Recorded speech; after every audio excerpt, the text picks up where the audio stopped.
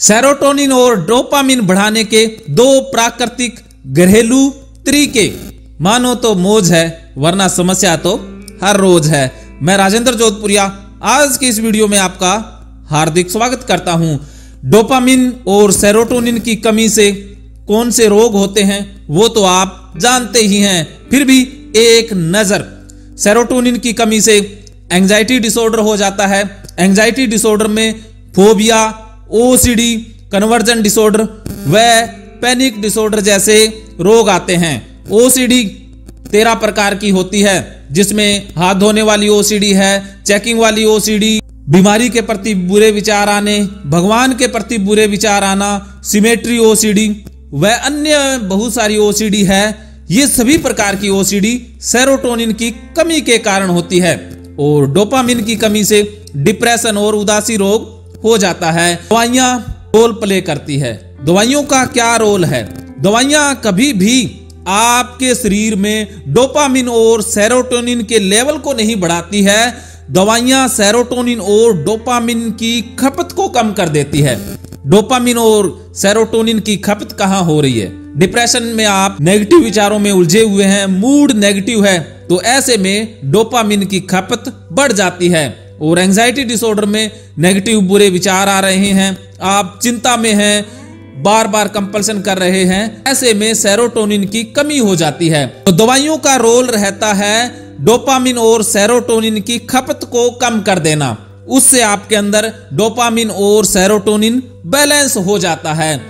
लेकिन दो प्राकृतिक तरीके हैं जिनके द्वारा आप सेरोटोनिन और डोपामिन को बैलेंस कर सकते हैं। वो तरीके कौन से हैं? सबसे पहला तरीका है प्रेजेंट मोमेंट में रहना। डोपामिन पास्ट और फ्यूचर में उलझने से कम हो जाता है। डिप्रेशन में ऐसा ही होता है। आप किसी पास्ट की घटना को लेकर अपराध बोध महसूस कर रहे हैं तो आपके अंदर डोपामिन की कमी हो जाएगी। और आप फ्यूचर में किसी संभावित चिंता से बचने के लिए कुछ कर रहे हैं, या फ्यूचर में आपको बहुत बड़ा डर है, चिंता है, तो इससे आपके अंदर सेरोटोनिन की कमी हो जाएगी। तो दो तरीके, जिसमें से प्रेजेंट में रहना पहला तरीका। तो जब आप प्रेजेंट में रहेंगे तो डोपामिन की खपत कम हो जाएगी, और जब आप फ्यूचर में नहीं भागेंगे एंजाइटी कम हो जाएगी, अर्थात सेरोटोनिन का लेवल बैलेंस हो जाएगा। तो सबसे पहला तरीका है कि आपने बैलेंस में रहना है। इसके लिए प्रयोग करना है। एक प्रयोग आपने करना है। वो प्रयोग है कि इस वक्त में अपनी गतिविधियों को वॉच करना है कि आपका शरीर क्या हरकत कर रहा है। जैसे आपका हाथ उठता है तो उसे भी माइंडफुलनेस से उठाना है, उसे भी अवेयरनेस स्मृति पूर्वक उठाना है। जैसे आपकी पलक झपक रही हैं, आपके अंदर कोई विचार आ रहा है तो वो पास्ट से संबंधित है या फ्यूचर से संबंधित है, उस पर ध्यान ना दे करके अपनी शरीर की गतिविधियों को आपने वॉच करना है। जैसे आपका पैर कहां पर है, क्या पैर के ऊपर है, क्या ये आपकी माइंडफुलनेस की अवस्था से लिया गया डिसीजन है या कंडीशनिंग या ऑटोमेटिक बेहोशी में लिया जा रहा है। आपकी उंगलियां हिल रही है, क्या आप हिला रहे हैं या अपने आप हिल रही हैं। इस प्रकार जब आप बॉडी की एक एक मूवमेंट को माइंडफुलनेस वर्तमान में रहते हुए ऑब्जर्व करेंगे, तब देखना आपके अंदर सेरोटोनिन और डोपामिन की खपत कम हो जाएगी और आप बैलेंस हो जाएंगे, आपको अच्छा लगेगा। पास्ट में रहना डोपामिन की खपत बढ़ा देता है और फ्यूचर में बार बार रहना सेरोटोनिन की खपत को बढ़ा देता है। जैसे ही आप वर्तमान में आ जाएंगे, दोनों केमिकल बैलेंस में आ जाएंगे।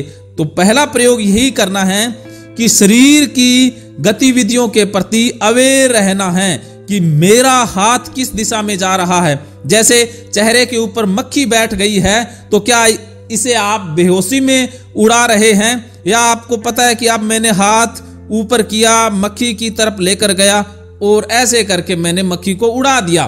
क्या आपने होश से मक्खी को उड़ाया या बेहोशी में उड़ाया? बेहोशी में उड़ाया तो सेरोटोनिन और डोपामिन में कोई भी वृद्धि नहीं होगी। अगर आपने होश पूर्वक किया तो डोपामिन और सेरोटोनिन का लेवल बढ़ जाएगा, क्योंकि होश पूर्वक कार्य हमेशा वर्तमान में रहते हुए ही हो सकता है। तो ये पहला तरीका है, इस तरीके का आपने प्रयोग करना है। दूसरा तरीका है समर्पण कर देना है, सरेंडर कर देना है, अपने आप को सौंप देना है। सौंपना किसके प्रति है?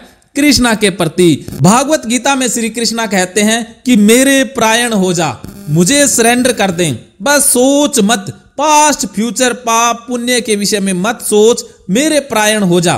तो सरेंडर अपने आप को कृष्णा के प्रति, गीता के प्रति करना है। सरेंडर कैसे करना है, कैसे भागवत गीता के अद्भुत रहस्यों को अपने जीवन में अप्लाई करना है, इसके लिए आप मुझसे गीता से संबंधित बात कर सकते हैं। अपने घर में भी भागवत कथा करवा सकते हैं। अगर आप अपने घर में भागवत कथा कराते हैं तो आपका ही सेरोटोनिन और डोपामिन का लेवल नहीं बढ़ेगा, पूरे परिवार का, पूरे मोहल्ले का डोपामिन और सेरोटोनिन इंक्रीज हो जाएगा।